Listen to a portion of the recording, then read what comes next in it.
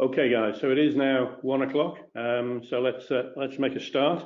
Recognise that some of you may need to leave at 1:30, as was the original schedule. But if you can stay for longer, then clearly that would be great. So we're here to talk about the people and behaviours being the key to extracting the value from an IBP process. It's not a new theme. IBP, ERP, change management of any type. If you have asked people for the past 30 years, what is the secret to success in any of those things, the answer has always been people. I think, however, over time, the sort of answer finished there. So, okay, go on, say more. How do we extract the process? How do we succeed in that process through people? There's two elements that we're going to try and cover in this webinar. One is actually the embracing or the integration of people development into the IBP process itself as a key business practice. And the second is addressing the behavior issues that are so essential for success in whether it be, as I've said, ERP implementations, change management implementations, or of course IBP implementations. So that's where we're going to head for the next hour, or for at least as long as you can stay with us. So it's an opportunity, in my opinion. IBP is a key part of any business excellence program. We are all striving to improve. It's not a desire, I don't think. It's not a nice to have. I actually believe it's an essential. The world is getting more competitive. The world is getting more difficult. The world is getting smaller. People do things leaner, meaner, harder, faster. Without a drive towards best-in-class excellence, many of us will indeed fall by the wayside. So for us, this is an opportunity for one set of numbers and one group of people, i.e. a team, to drive in one direction. As I've said to many people in my past, and there's a number of actual clients on the list here who will have heard me say this before, most companies that I have ever met do some shape or form of the BP of IBP. The missing piece is very, very often the integrated piece, the one set of numbers piece, and the one behavior piece, which is, of course, the one team. So that's going to be where our focus is. To set this into context, of course, here is the DMI version of what we see as a business excellence model. And briefly speaking of this, because this is not the main theme of the day, this is a model that goes from top to bottom and side to side. So we're saying there is a vision and mission for the organization, breaks down into a series of strategic business objectives, and then we need to execute those business objectives and that vision.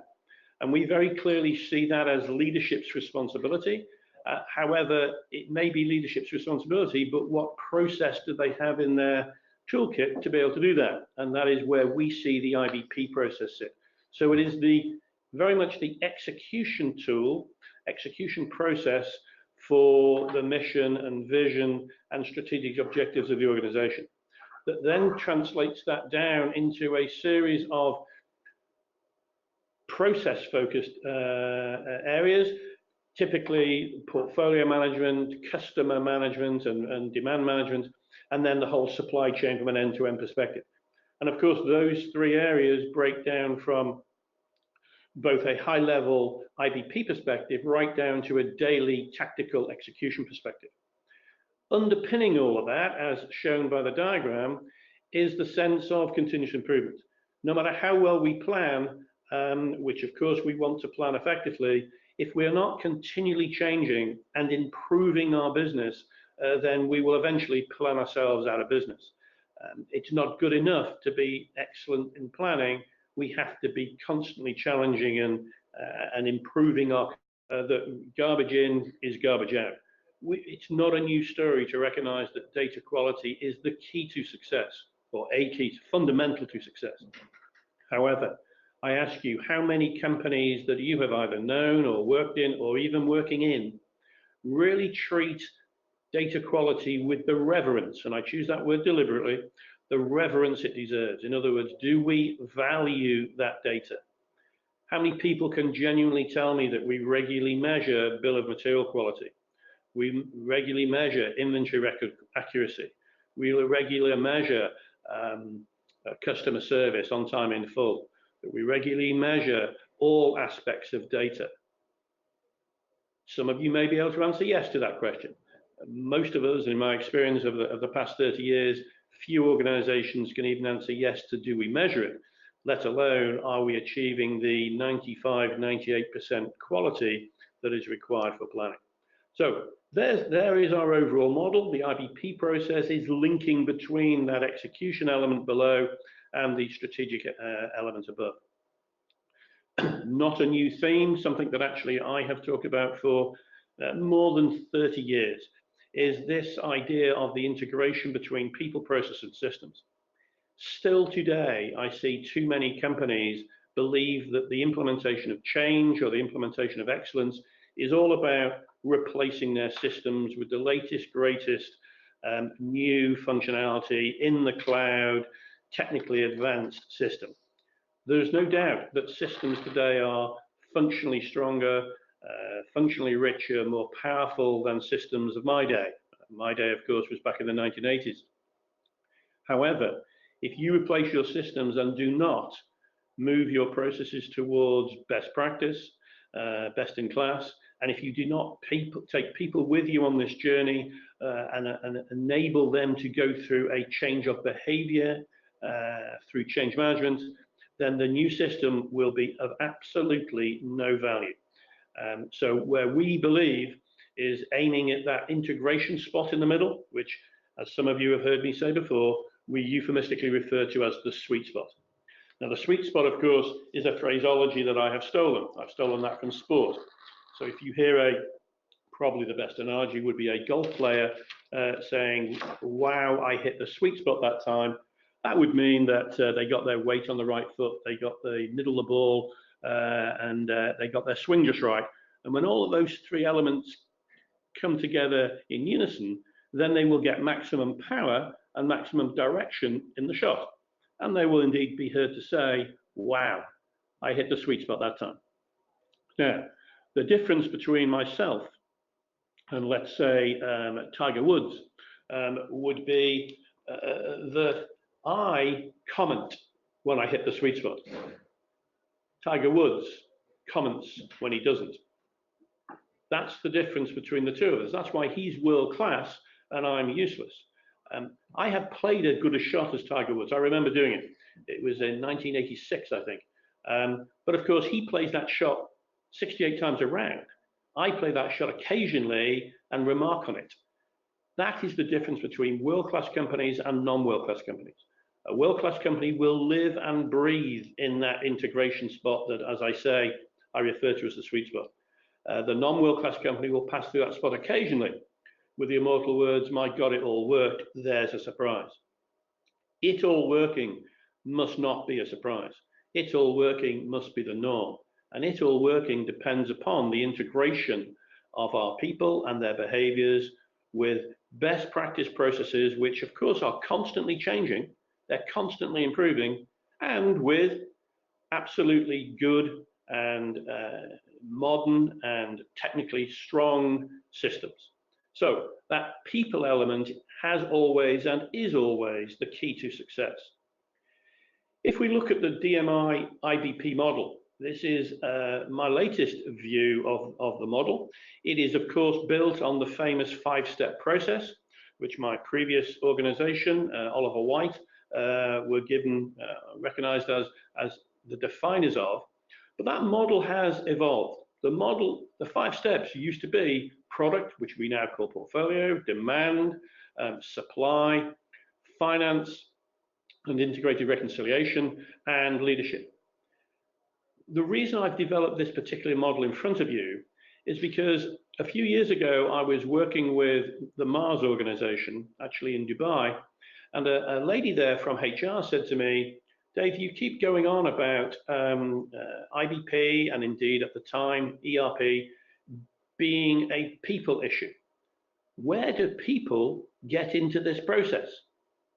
Of course, as a consultant, I needed to buy some time in answering that. And so I said, everywhere. which is, of course, a bullshit answer, but nevertheless, it bought me some time. The young lady said to me, that's not good enough. You have to do better. And consequently, by working with Mars out in Dubai, we developed this idea of actually having a separate people development review. It was not about hiring and firing people. It was about organization development. It was about what capability we want from our people in the future. It was about how do we attract and retain and develop the right talent in our organization. Hence was born this separate step, which I now include as a people development review. Interestingly, if you look at the surveys of chief executives around the world, and if you ask them the question of what keeps you awake at night, in other words, what's on the top of your agenda from a business perspective, you will find an enormously high percentage of people who have the attraction, retention, and development of people in their top three answers of what keeps them awake at night. Now, goodness only knows what Brexit will do to that. I've no clue, but nevertheless, it is clearly a crucial issue for most organizations today, and getting more crucial. Now, if we expect IBP, which indeed I do, to be the process, the primary process by which we operate our business or manage our business, not the only process, but the primary process by which the CEO operates the business. If people development is a keep me awake at night issue, if it's a prime business issue, where does that get into the model? Traditionally, it didn't, other than the answer everywhere. So we have put that in deliberately to draw that to the process within IBP of managing our business. There's something else I want to point out on here, which is slightly different than other models in the past, and that is those little yellow balls which says G5 on it. Those G5s, it actually stands for Gang of Five, and I'll explain why that is in a second. But they are in each of those steps, traditionally you would have them owned by the appropriate director. So the engineering or marketing director, perhaps with portfolio, the sales director with demand, the supply chain or operations director with supply chain, and now for me, the HR or organizational development director with people. However, they would also have a facilitator, was the traditional word. I have a hang-up on the word facilitation. I think, and this is just my hang-up, it just sounds to me like somebody who organizes the coffee and the sandwiches and the agenda. I think the role is much bigger than that in IBP, and I choose to use the word orchestrator. So those five circles are the five orchestrators of each of those steps. The Gang of Five word came from, again, it was a Mars company, this time it was Mars in Russia. When we were talking through this issue, the then IBP process lead said, oh, what you're really talking about here is the Gang of Five, isn't it? And hence the name stuck. Some people don't like that name, that's okay. It just means the IBP team, effectively. And you'll see how that group, I believe, are fundamental to the success of any IBP process. I would say that those five people, and I put the G5 where it says finance, I put that as the IBP process lead, or a separate finance one. So overall, there may be 6 people here. So there would be an orchestrator for each of the steps, including finance, and there would be an overall IBP lead, an overall IBP manager, again, whatever title we want to give to those people. That 5 or 6 people, I believe, should be full-time. This is not part of somebody's role. It's not what they do in their coffee break. It's not what they do, after school. It is their full-time role. They are the IBP team. One of my clients who has not joined us, I don't think, today, is a company called Extract. They have followed that model exactly with that group of, in their case, 5. The HR director is also the orchestrator for HR.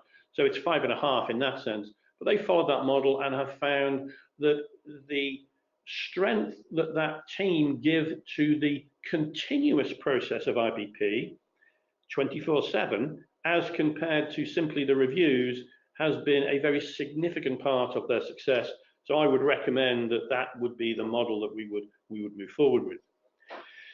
So in order to operate IBP effectively, then we need to recognize that IBP is not a meeting. Yes, there is a leadership team review, but that's not what IBP is. It isn't even a series of meetings. Yes, there are a series of reviews as per the previous page.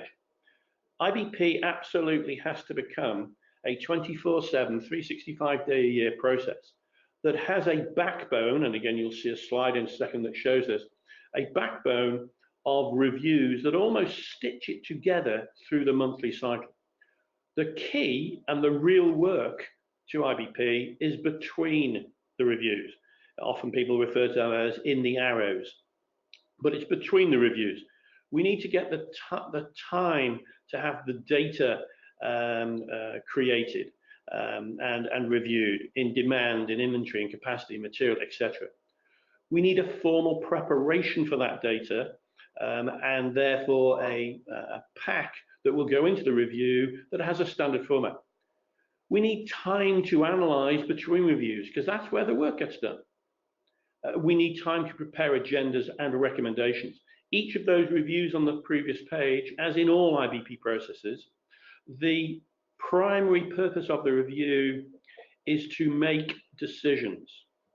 It is not to communicate. It is not to be informed. It is not to meet each other. It is not to have a chat. It's not to do our emails.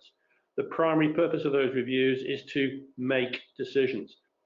Making those decisions is based upon recommendations. So my expectation in each review is we walk into each review with three basic principles. One is, what has changed about this area, these plans, since the last time we reviewed them, which was last month? What are the business implications of those changes? Not functional. What are the business implications of those changes? And what decisions do we need to make based upon these recommendations?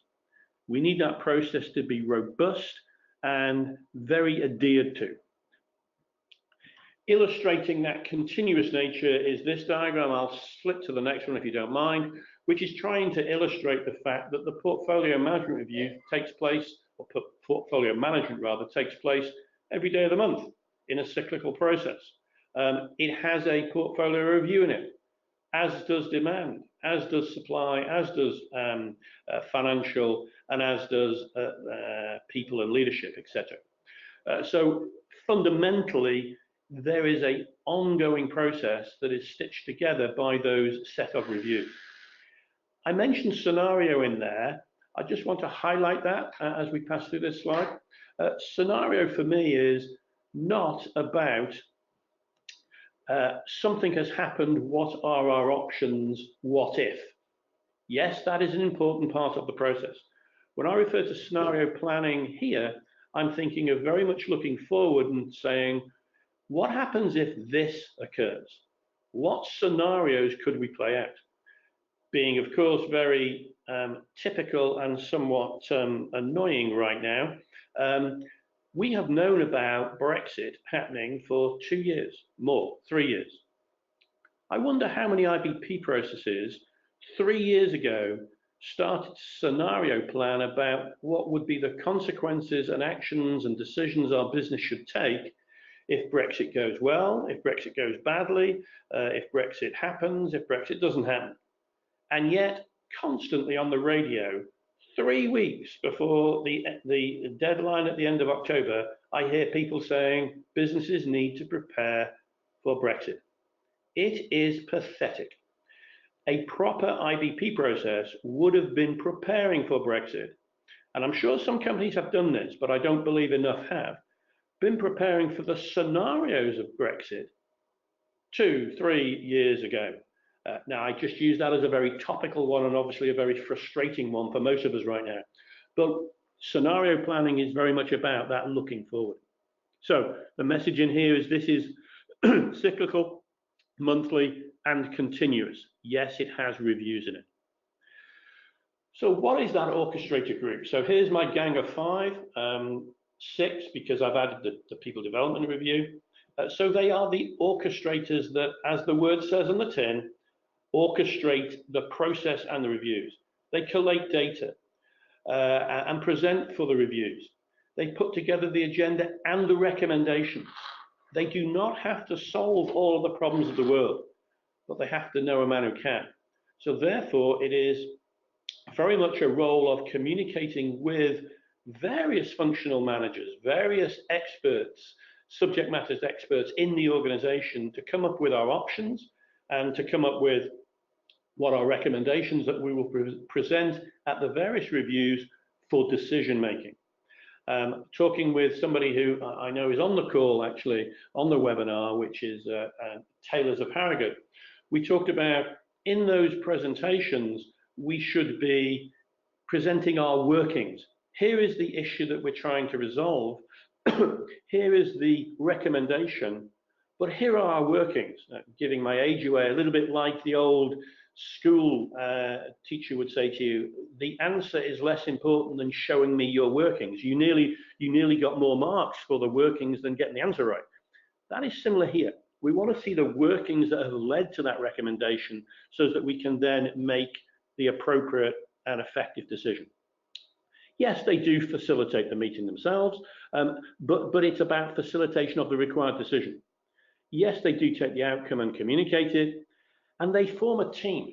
They link with the other orchestrators in a constant process of working together.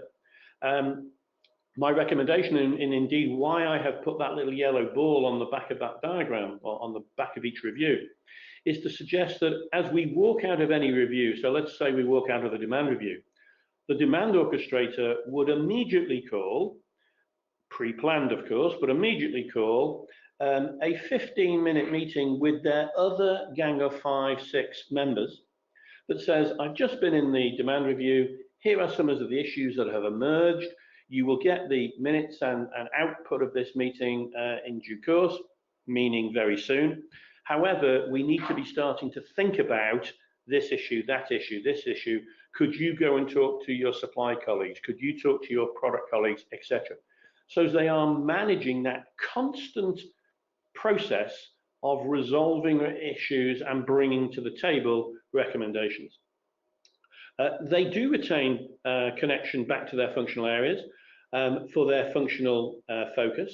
However, when they're in that IBP role, they think business stroke company wide as compared to function. They're not in this cross-functional team to represent, or worse, defend their function.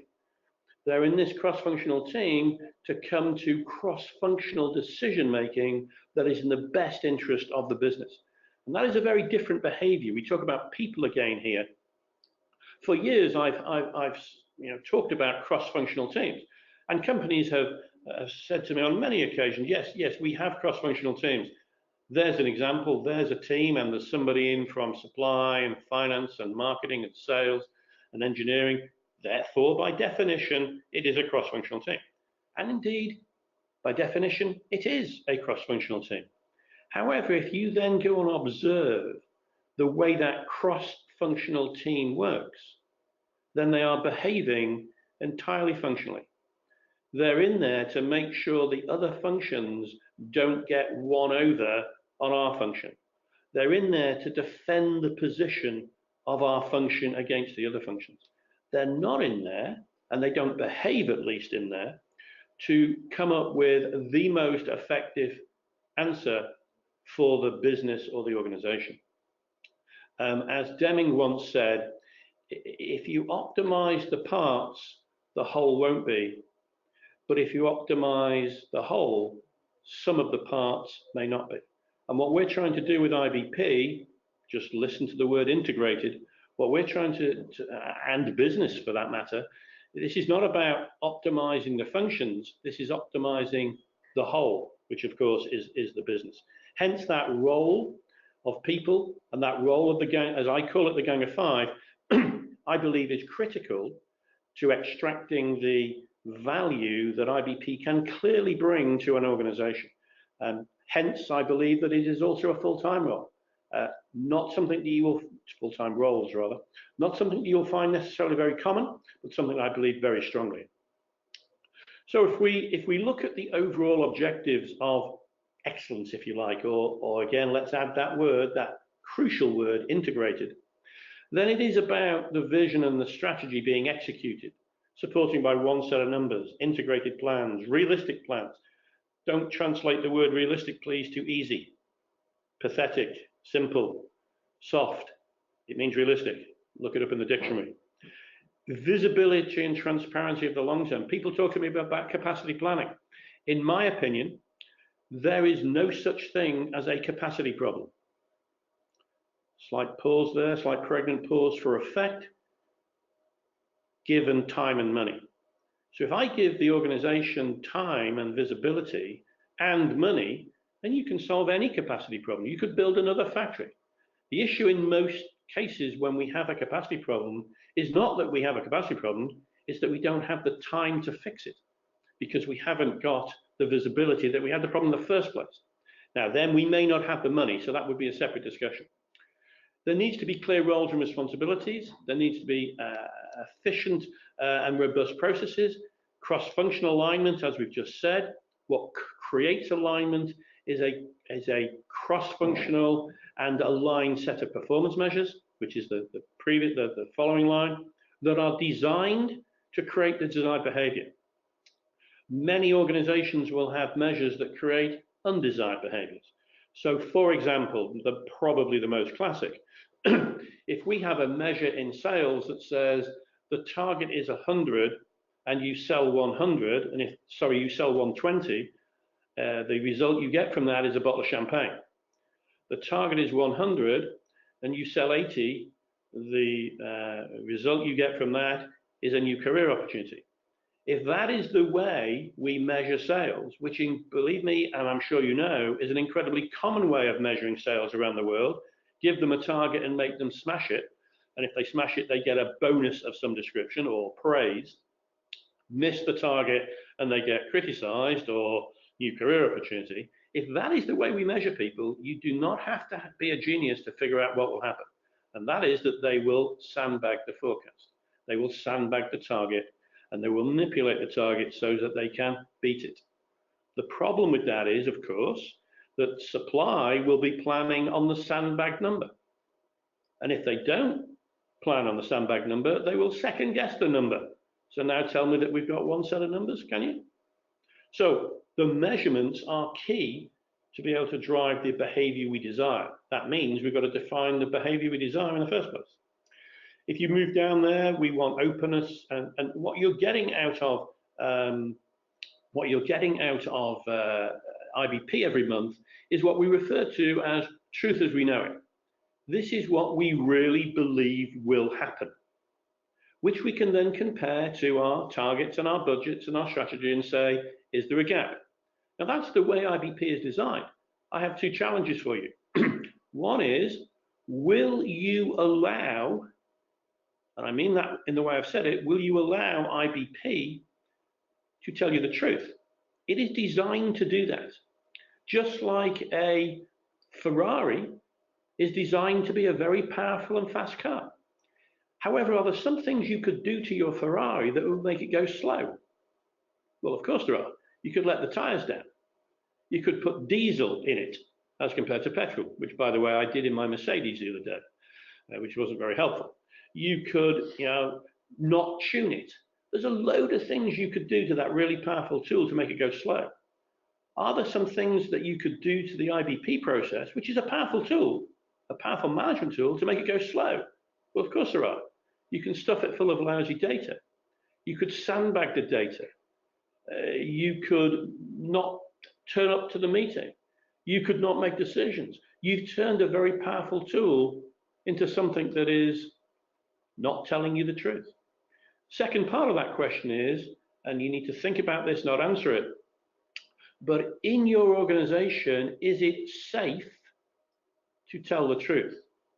By that I mean, is it okay to tell people the truth, or is it better to tell people what they want to hear? I have asked that question to thousands of executives in my life. in your organization, is it safe to tell the truth? There has not been one single executive who has said to me, no, I want people to lie to me. Every single executive I've ever asked that question to has said, no, my door's always open, I want to know the truth. And then somebody oftentimes sat by my side has said, yeah, the last person that told the truth doesn't work here anymore. Now, it may not be hire and fire, but it might be not seen in a good light, always seen as negative, miss out on promotion. In other words, it isn't truth. Sorry, it isn't safe to tell the truth here. It's safer to tell people what they want to hear and then beg forgiveness at the end. And what we're really looking for here is what says at the bottom, which is secure-based leadership. That is my word, or my words, for what some people refer to as distributed leadership or leadership at all levels. The secure base bit, I like. What it really means is I trust and believe that leadership have my best interest at heart, not theirs. The secure base bit actually comes from climbing. So if you watch a rock climber with his partner at the bottom with the rope on the belay, the guy at the bottom will let the rock climber take his own line. In other words, he'll let him make his own decisions. He'll let him make mistakes. He'll even let him fall off the rock, but he will not let him hit the floor. Hence, the secure base means that my leadership, and leadership at every level in my organization I'm referring to here as, my leadership have my best interest at heart, not their own best interest at heart. Hence, that's the type of style we would hope and expect to see if we have the opportunity of moving towards what we call here integrated business excellence. It talks to the people issue quite a lot here. So here is a classic, nothing new here, here's a classic organization structure. You've got a boss, you've got heads of functions, you've got managers, etc. Vertical organization structure. Now, if you look at that green line, or those heads of functions, they are indeed the senior team. Now, let me ask you something. What job do each and every one of those people want next? I believe, this is a big generalization, but I believe most of them want the top job. They may not want that particular top job, but they're typically ambitious people to be there in the first place, and therefore they want to progress. And the only place to progress from that green line is to the top, or to the top of somewhere else. Of course, the fact that all of those people in that leadership team all want to be the boss encourages that leadership team to work as a team enormously, doesn't it? I think not. In my experience, everything that the sales director can do to stuff it right up the operations director, the better. Do you know anybody that actually likes finance people? That's other than other finance people, of course. And then you've got the technical people. You know them, don't you? They typically have long hair, earrings, and flip-flops, dream up product that nobody could possibly ever want nor make for that matter, but it's a great product now. And then you've got the organization development or HR team at the far end. They're the health and happiness department, aren't they? Love and peace to everybody. And this is intended to be a team. Now, of course, I exaggerate. But then, of course, what we do is we build silos down those functions and put measures at the bottom that are not aligned to absolutely ensure that those function goes in opposite directions or in conflict, shall we say. Now, if I ask the question of what is essential for any team to be a team, not this team, any team, what is essential for any team to be a team? And my answer would be, there will be no team if that team does not have a common plan and a common goal. No common goal, no common plan, no team. I don't care how well you put in other team things like the right balance of people, the right team building, all of those things are important, the right communication, they matter not one jot if that team has not got a common goal and a common plan. Now, if you look at my exaggerated illustration here, and somewhat sarcastic illustration, what common goal do each of those green boxes have? Well, I would argue they all want to be the CEO, which isn't a common goal. It's the same goal they've all got, which is subtly different. Now, if we want this to be a team, then we have to create a process that will allow us to have a common plan. The contribution that I believe IBP makes to teamwork in our organization is indeed, if we have an IBP process that gives us one set of numbers that we were all working to the good of the company, then there is my common plan. And with that common plan, I then enable that senior team and therefore the people below them to work as one company team. Without that, I believe, will struggle to create one direction and one team. Now, once I've got the IBP plan as a common plan, do I then need to do team building? Do I need to have the appropriate performance measures? That create alignment? Do I have to have the right balance of people in the team? All of those things are absolutely true. But all of those things don't matter at all if you don't have a common plan. Hence, I believe the contribution, it's almost vice versa here. The contribution that IBP makes to teamwork in an organization is the creation of one plan, and extracting the value from IBP is actually because we've now created a team-based organization that is driving in one direction. So actually that's a virtuous circle in my view, and hence, back to the theme of the day here: how do we extract value from our IBP process? How do people being the key to extract value? The teamwork illustration there for me is critical. So just summarizing that piece really, with a common vision, a common strategy, then a group of people can become a team if they have clear and aligned objectives. That's one plan, that's one set of measures, that one set of CSS, all of which are aligned. They have mutual commitment to that vision. They have a single direction. You can only have a single direction if you've got a single plan. Multiple sets of numbers simply don't do that. And they have consistent measures that create that performance or create that behavior, which is team-based. And a word that I believe is missing in many, many organizations is the word accountability. The word isn't missing. I hear it many, many times, but the true accountability with consequences is definitely missing.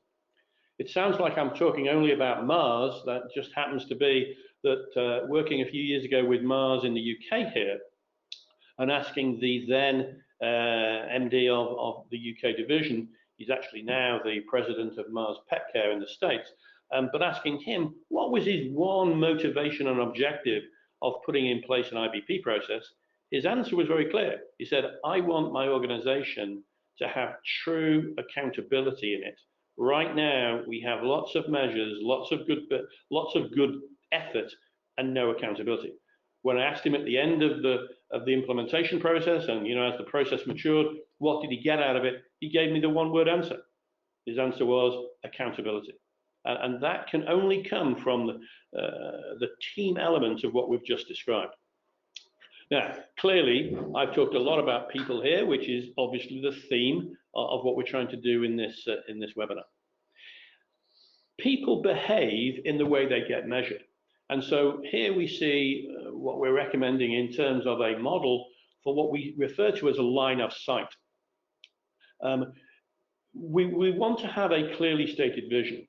That vision, if you take typical numbers, that vision will be broken down into a number of operational strategies, within which there may be 5 or 6 strategic business objectives. There's no magic to that number, but 5 or 6. Each of those SBOs will probably have 3 or 4 critical success factors in it. No magic to the number, but 3 or 4. And each of those critical success factors will have a number of KPIs in them. Now, if you take the number 3 for critical success factors and the number 5 for the strategic business objectives, multiply that together, you get to 15. It is those 15 CSFs that I believe should be part of each of the reviews within the IBP cycle. Of course, each review won't review all 15. They'll review the relevant ones to their particular operational area. But in other words, in total, we will be reviewing 15 CSFs, perhaps on a a traffic light system, red, green, red, amber, green, but we'll review those CSFs every month through the IBP cycle. And that, for me, is the connect between IBP and strategic execution. If all of those CSFs are green, that says all of our SBOs are on track. If all of our SBOs are on track, then we are heading towards the execution of our strategy and our vision. If one of those CSFs is off track, then we need to understand what measure is making it off track below, and then start to talk about and propose recommended actions to bring that measure back on track, therefore bring the CSF back on track, therefore the SBOs, therefore the strategic execution. Hence, anybody in the organization has the line of sight from the things that they are measured on through to the overall objectives and strategy vision of our business. A very important factor here, rather than telling people they're being measured on that because they're being measured on that. It's being able to relate that through that sight that is key. A little nuance here as well, we talk about empowerment, and it ties back to this secure-based leadership issue. If you look at just psychologically even, the way most organization structures are drawn, it is on the left-hand side of that screen there, which is a traditional top-down approach. We have a boss, we have a next level, we have a further level, and eventually we have the workforce. Very traditional picture. Simply drawing that picture upside down has a significant psychological impact. So the job of the leader is not to tell people what to do. The job of the leader is to get the best out of their people. I remember working with a guy called Godfrey Thurmer. He was the managing director of a number of British American tobacco businesses I've worked in. I believe he's probably the greatest leader I've ever had the privilege of working with. And what he said to me when he was in Pakistan, he said to me, Dave, I know nothing about the cigarette industry. That actually wasn't true. But nevertheless, he said, what I do is I surround myself by really good people and motivate the hell out of them. That is my job. I am in fact, actually, he at one time applied to BAT Corporate to change his title. He was the CEO of Pakistan, and he wanted to change his title to CIO, which of course most of us think in terms of Chief Information Officer. Godfrey didn't want to be the Chief Information Officer. What he wanted to be was the Chief Inspirational Officer. He saw his whole job as inspiring his people, and therefore put himself, and he drew that his organization chart in the way it is on the right hand side. I'm simply here to support people. It's interesting, the secure-based leadership was also the subject of a book which I highly recommend called Turn the Ship Around, which is by a guy called Captain David Marquardt. Captain Marquardt, some of you may have read it. Captain Marquardt was the captain of the worst performing submarine in the US Navy. And he turned it in to the best performing submarine in the US Navy. Hence the title, Turn the Ship Around. And he did it entirely by secure-based leadership. If you think of most organizations, and in particular military, it's very hierarchical. The boss, or in this case the captain, would give orders. So an example might be he would order the periscope officer to up periscope, and he would say, periscope officer, up periscope. And the periscope officer would up the periscope. Captain Marquardt created the environment and the culture within the organization where he said, I'm not going to tell you to do anything, because if I have to tell you to do everything, then I have to be the expert in every system on this boat. And there are 100,000 miles of cabling in this boat. I need to be the expert in those 100,000 miles. I can't possibly be so. You are the experts in your own 3 square yards. I want you to make the decisions. So he coached and changed the culture into such that said, the periscope officer would say to him, Captain, I'm about to up periscope. Marquardt said, as long as I don't tell you not to do that, because I fear that if you do that, it's going to kill us all, then you take the decision to up periscope. The only time I will interfere is if I believe that by doing the action you're about to take, it will kill us all. In other words, I will have your back. In fact, I will have our backs. In other words, secure-based leadership. That style of management and decision-making is what we would like to see within the IBP process. We see IBP as an empowering process to get decisions made at the right level in the organization with the right accountability. We do not see IBP as a conduit or a pipe to get all of the decisions required in the business to the table of the top team, the leadership team, in other words. In fact, I often refer to the leadership team review as a significant, why is it significant? Well, because the leadership team are there, insignificant event. Why is it insignificant? Because all of the decisions required have been taken at the appropriate level through the process in the month. And only the mega big ones that require complete leadership team discussion will end up at the table. In other words, it is an empowering process. And therefore, the key to extracting value from IBP is to make sure we have that empowered process in place. So there are many cultural barriers, if you like, and things that we need to face up to and need to change. Whether this be for IBP or whether this be for just change management in general, I think both apply. So there are too many times I hear the, yeah, it'll be all right on the night. Everything's going to be okay. We've got to get away from that. It'll be okay if we plan it to be okay. I see many organizations still with the end of month crunch, end of quarter crunch, end of year crunch. You know, let me ask you a question. Do you know any product in the world, it's a genuine question, do you know any product in the world where people want more of that product at the end of the month, even more at the end of the quarter, and loads at Christmas?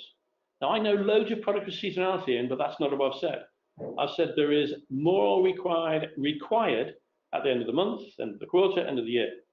I cannot think of a single product like that. I can think of loads with seasonality in, but not one like that. So therefore, end of month crunch, end of quarter crunch, end of year crunch must be a human construct. Actually, the only one that somebody once said to me that I sort of took some credence of was accountants' pencils, which I thought was quite a decent answer. We need more of them at the end of the month and quarter and year, don't we? So I also think that playing the game is a common statement. That one morally offends me, and I mean morally. Where people say in business, oh, you have to play the game, isn't it? In other words, we have to play politics and kid each other. Well, my argument would be, wouldn't it be better to kid the competition as compared to kid each other? If we play the game with our business, we're actually playing the game with the success of our business, which means we're playing the games with our livelihood, which means we're playing the games with our families, which means we're playing the game with our children. That's why it morally offends me. Business is infinitely more important than playing the game.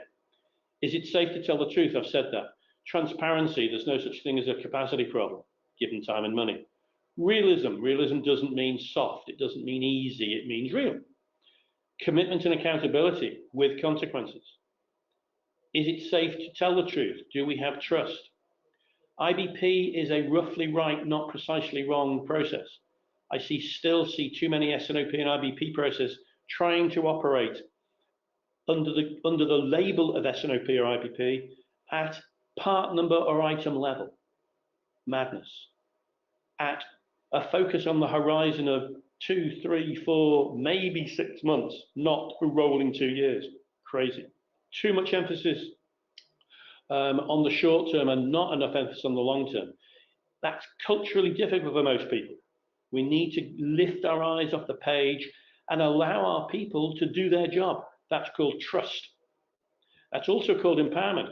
What I see in many organizations is management, whether it be senior, middle, or etc., operating at one level below their rank. And what that means is they think they can do the job below them better than the person doing it. Why do they think that? Well, they used to do it in the first place. And so trust is interesting. In order to have trust, you have to let go.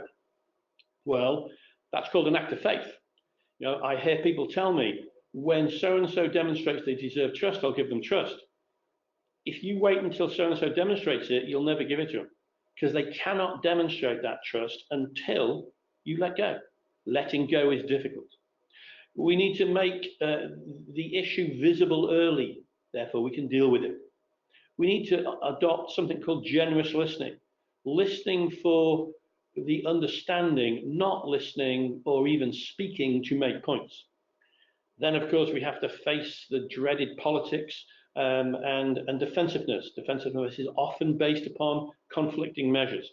And then I've already talked about the need to move towards true empowerment.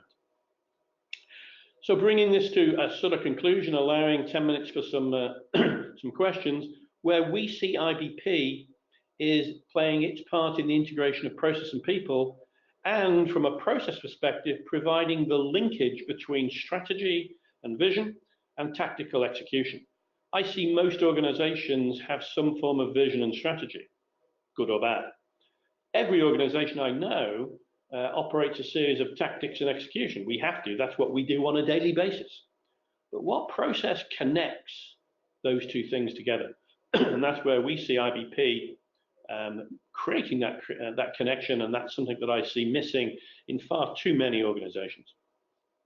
So, summary guys, what is business excellence? It is vision and strategy that is communicated to everyone, supported by everybody based on facts, not opinions. It's a clear focus on the execution of strategy. Everybody has that strategy. The execution piece is key. I heard somebody once say that it is much better to have a less good strategy, extremely well executed, than the best strategy in the world, not executed. Well, that's a blindingly obvious statement, but looking back to the previous slide, if you don't have something that is going to provide that connectivity, i.e. IBP, good luck. An integrated set of numbers, that's one set of numbers, integrated process, not functional practices, an aligned and balanced scorecard, integration of all business processes. IBP is the primary process to run the business. Hence, it is not a supply chain process. It is a business process. Teamwork in pursuit of a common objective. We've talked about that through empowerment and secure-based leadership and aligned measures and line of sight. A process for the process of IBP is primarily managing change. It is not about recognizing that we have a plan and we have to stick to it. It's recognizing having a plan, but the world changes all of the time. Competitors change all of the time. The world circumstances change all of the time. Sorry to mention it, but what's going to happen when we get to Brexit? Things will change all of the time. IBP is about managing change. It is not about keeping the status quo. And it is focusing on clear and critical business objectives, one of which, without customer service and satisfaction, your business will eventually disappear. And without we generate shareholder value, your business will disappear. Okay, guys, I hope you have found that of interest. We have some questions already, which I will answer, but if you would like to feed us any questions, we will attempt to answer those. So the question I have on the books right now is actually from Paula at, who I hope is still with us. No, Paula has gone, but her question was, how do you drive accountability and transparency to highlight reds, meaning amber, red, green issues and issues? My answer to that would be that KPIs, key performance measures, are absolutely the way to drive accountability, but those KPIs have to have consequences, and that doesn't mean hire and fire, but consequences. Along with KPIs to be effective have to be visible. KPIs that are in somebody's drawer, as they used to be, or in somebody's laptop, as they probably are now, will create no discernible behavior change. KPIs that are visual, KPIs that are on notice boards, KPIs that are on screensavers, KPIs that are in our face will create accountability for and transparency for the improvement. KPIs are not there to blame, they are there to create visibility of the issue and therefore corrective action or improvement of that issue. that would have been my, oh, that is my answer to Paula. She I'm sure will get go back and review the recording of this webinar, but hopefully that's helped answer her question. It doesn't look like we are getting any other questions, but any other ones going to emerge?